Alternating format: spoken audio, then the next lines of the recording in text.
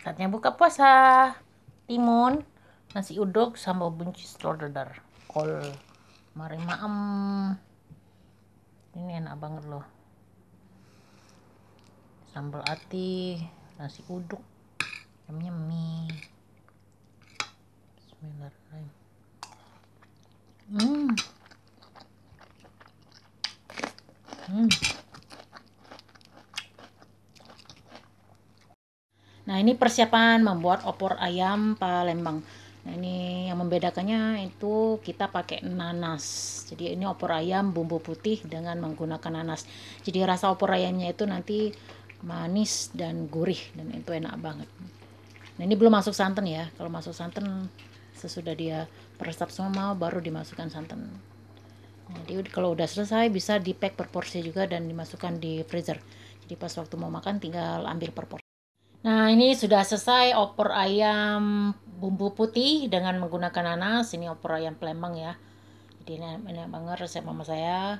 Jadi dibikin sendiri bumbunya. Untuk resepnya bisa dilihat di YouTube saya BC Rusia. Jangan lupa untuk ditonton. Nah, ini enak banget. Jadi ini nanti pas waktu penyajian bisa dikasih bawang goreng untuk penyimpanan dipisahkan antara ayam sama kuahnya. Jadi tidak hancur kalau dipanaskan.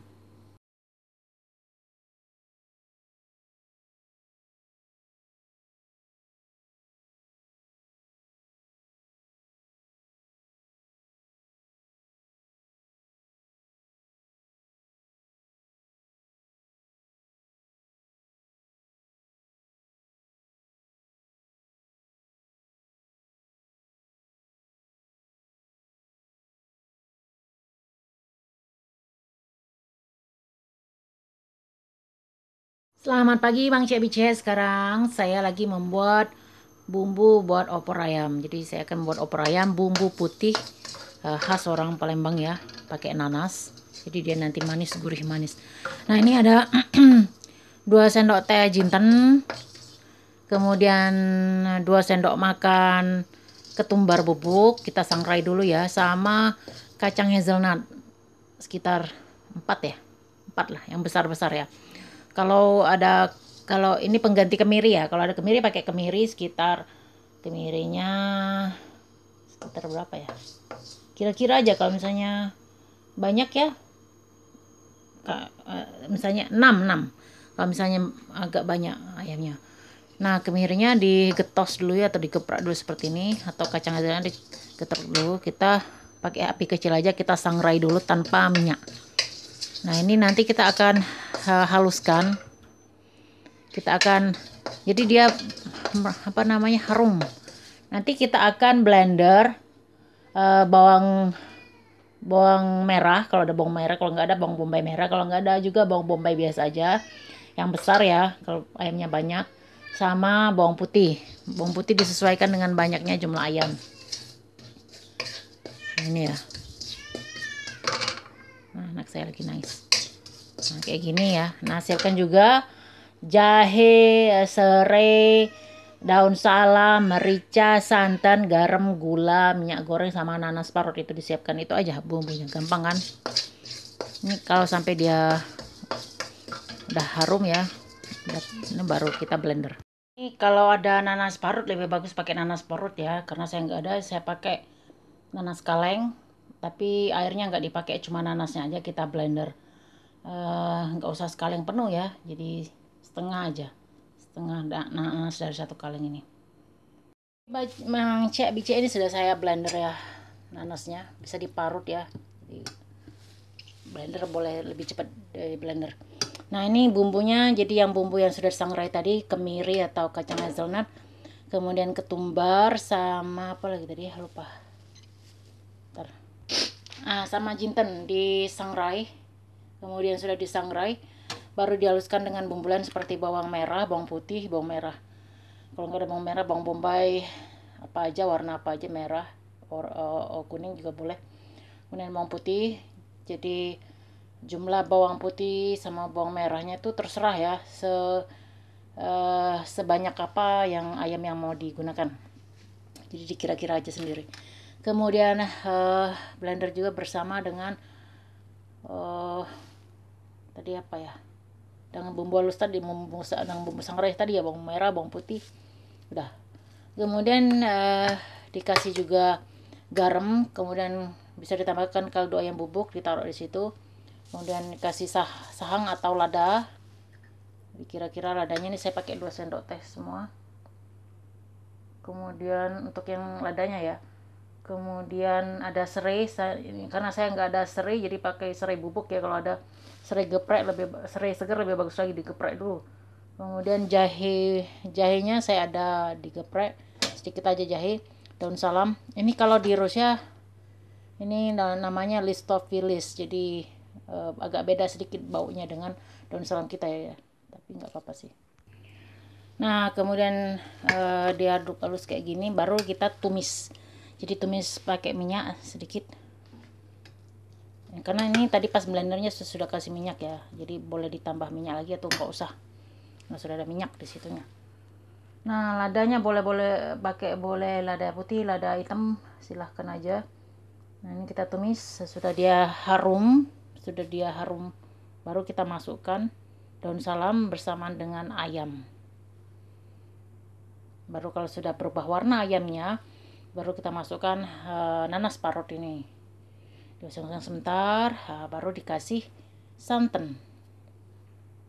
Udah tanak ya, bumbunya itu udah tanak. Sekarang baru kita masukkan ayamnya.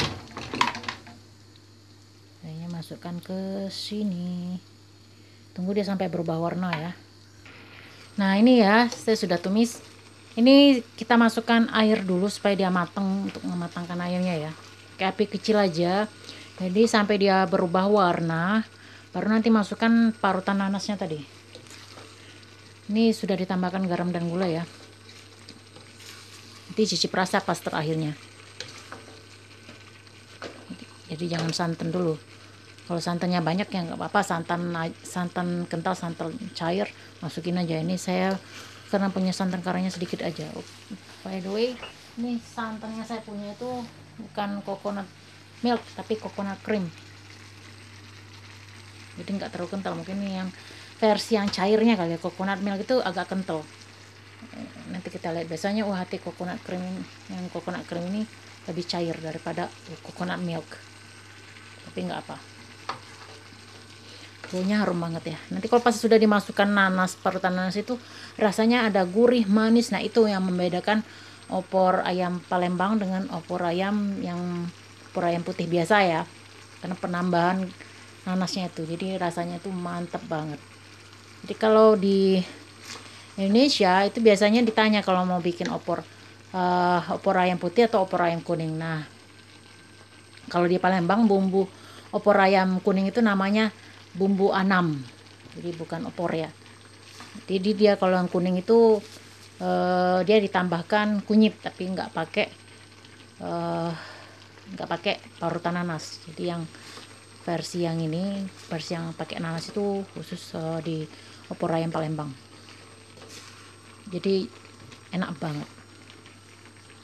Nah ini yang dada ayamnya itu saya nggak pakai ya, jadi 1 pack paha ayam saya pakai sama 2 sama ayam utuh ya, tapi yang untuk dadanya itu saya nggak pakai, saya simpen dadanya buat kalau mau bikin bakso.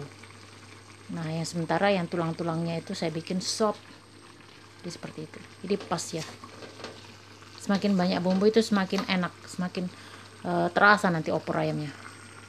Ya dicek sudah berubah warna ayamnya, sudah bisa kita masukkan parutan nanasnya tadi ya. Kita aduk sampai dia bumbunya meresap, baru nanti kita masukkan santan. Nah santan itu juga, kalau santan udah masuk itu harus sering diaduk, kalau enggak dia pecah santannya dan enggak enak masakannya, jadi enggak enak. Kental juga ya, coba lihat tuh.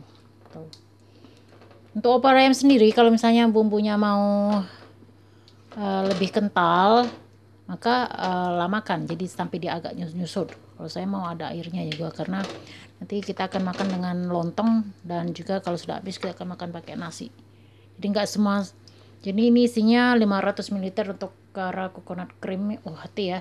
Jadi saya nggak akan pakai semua, saya simpen. Nah simpennya ini taruh di wadah yang lain, freezer kan. Jadi jangan wadah sama, taruh di kulkas, dia nanti jamuran dan gak bagus lagi, jadi lebih baik di freezer kan, diganti wadahnya ya. Nah ini kecilkan api kalau santan udah masuk dan sering-sering diaduk.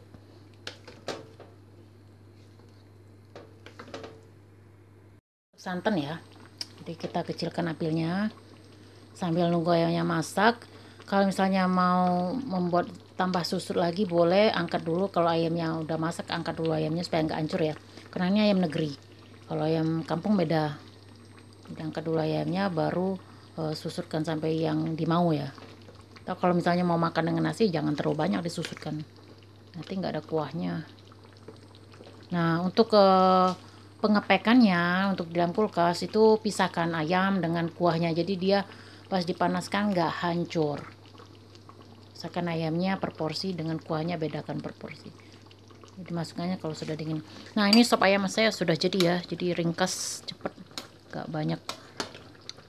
Yang bumbu ditumis kita cemplung-cemplung aja, bumbu bawang putih, bawang merah, goreng, dah merica, garam, gula, kasih tomat, kasih kembang kol. Ini udah masak ya, jadi jangan terlalu lama. Udah sudah mendidih udah. Nah ini santan yang sudah saya pisahkan, dia cukup kental ya, dipisahkan. Jadi bisa untuk bikin yang lain, misalnya mau bikin srikaya pandan, mau bikin bolu chiffon pandan juga bisa, atau mau bikin nasi uduk bisa ya. Jadi kayak gitu. Jadi banyak sekali, 500 ml itu banyak. Jadi nggak semuanya saya gunakan ini. Ini kalau dia santan segar itu lebih enak lagi. Tapi kita pakai yang ini. Dan kelapanya di sini belum ada yang segar. Adapun kalau misalnya pun ada itu masih mahal ya. Dan dia sedikit, santannya tuh sedikit kalau diperes. Ini enak karena dia pakai santan instan, jadi bagus tuh. Saya menggunakan lada putih ya, karena lagi ada ya. Jadi dia enak banget. Ini kalau nanasnya manis itu terasa manisnya itu di kuah opornya itu. Tunggu dia susut baru dilihat apakah sudah pas bumbunya. Oke, Mang Cek Bicek pas hari Selasa mungkin ya, karena di sini hari Rabu Idul Adhanya. Nanti saya akan bikin lontong rice cooker juga, jadi lebih cepat ya. Jadi untuk pembuatan lontong sendiri kita beli yang beras yang apa namanya kalau di sini, beras pra, beras yang murah ya di supermarket. Biasanya ada yang beras murah, nah itu kita pakai. Jadi takarannya itu 1 gelas beras 3,5 air, kasih garam, udah 1 sendok teh kalau nggak salah ya. Minyak makannya 1 sendok makan, minyak gorengnya itu 1 sendok makan. Nanti letakkan minyak goreng itu pas waktu mau diaduk, pas waktu sudah masak ya tentunya. Nah ini saya mau matikan dulu ya, karena saya mau kasih makan anak saya dulu. Nanti kita lanjutkan lagi nih. Ini mau makan ya, nasi uduk sama ini ada opor. Opornya enak banget.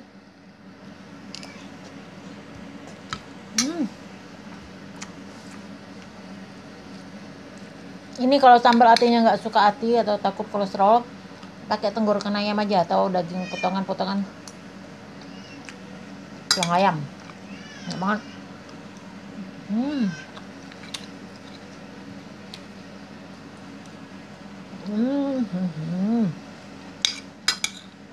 Enak banget loh.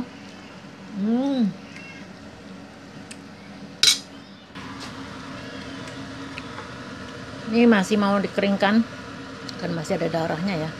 Kita pakai api yang sangat kecil aja, jadi dia nggak, santannya nggak rusak. Ini suara apa namanya, kipas dari ini supaya dia nggak bau udaranya ya.